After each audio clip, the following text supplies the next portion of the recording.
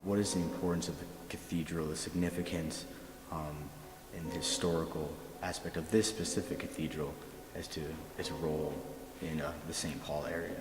The word cathedral is taken from cathedra, which is Latin for the bishop's chair. And in the sacristy, you'll see a red throne that the archbishop is seated on.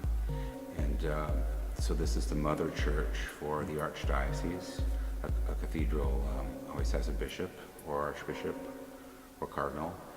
And historically in Europe, the cathedral was the center of the city. There's always a large, usually city square or plaza, and the cathedral was a major part of city life. In St. Paul, Archbishop John Ireland built this cathedral. The cornerstone was laid, I believe, in 1907. One reason I was very happy to get this part in the project he's writing for the cathedral is when you walk in, you can't help but be moved. There's more to this space than just a building. There's a reason that cathedrals look like this, and they just inspire so many feelings in different people. It can be. I've heard people say that they're just awe-inspired when they come in. I've heard people say that they're actually a little intimidated by cathedrals. And so, what is the feeling that whenever you walk in the cathedral, what do you feel?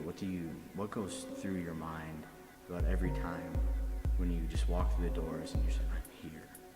The point in the architecture and art, and Archbishop John Ireland said this building belongs to everyone. It's not just for Catholics. And the whole point of almost everything in here has symbolism.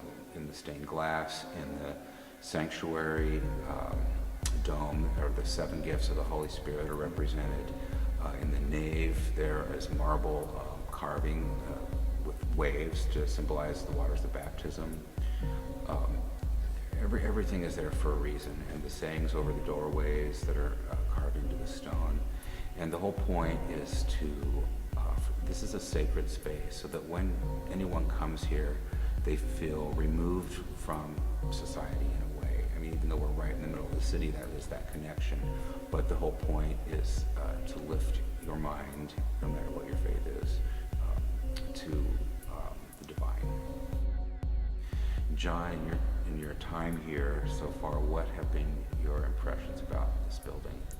When I first got asked or found out I was going to be doing this, I came and spent almost 4 hours sitting and walking around the cathedral, and I think the biggest factor that has played into sort of the start of my decision-making process musically was that everywhere you go is something different, and the lighting is different, the sound is different, and it's also the different feelings you get. You can be sitting right under the middle of the main dome and just sort of feel just this vastness, and feel very small. Then go over into one of the smaller sanctuaries and feel very welcomed and warm, and so that the different spaces and how they all work together was definitely a big starting point for me, trying to figure out what direction I was going to go. So how do you think you will incorporate the music with the part that I've never had anyone ask about that before. That's really exciting. I don't know. I'm still, I guess I'm still thinking about it. I'm not entirely sure. I think the biggest challenge I'm finding is to figure out the right kind of instrumentation. Okay. Because I, for one, don't have an orchestra to write for. So I'm guessing it's gonna be mostly the things that I can either play myself or I have access to with friends, okay, or using my computer. One of the things I want to try is just sampling just sounds from the environment. Oh. And since it's winter, there might be some really interesting, maybe some things from the pond over here. Exactly. And particularly the church bells I wanna use, and I can sample sample the sound of the bells and sort Right. of make like instruments out of those samples. Yep. It's winter right now, and most of the experiences I've had from it are from the summertime. But at the same time, I kind of want to incorporate that into the music. I think for my feelings towards it are just like, you know, it's winter now and my experiences come from the summertime. It's also related to how the park sort of has like many faces also. I mean, in the summertime there's people here all the time, and in the day there's, you know, picnics and there's the school and there's the churches, and then at night it's kind of a different story. And I've, you know, ridden my bike through here on millions of occasions, going to concerts downtown or going back to uptown. And It's a wonderful community. It's what I've been impressed with is the diversity.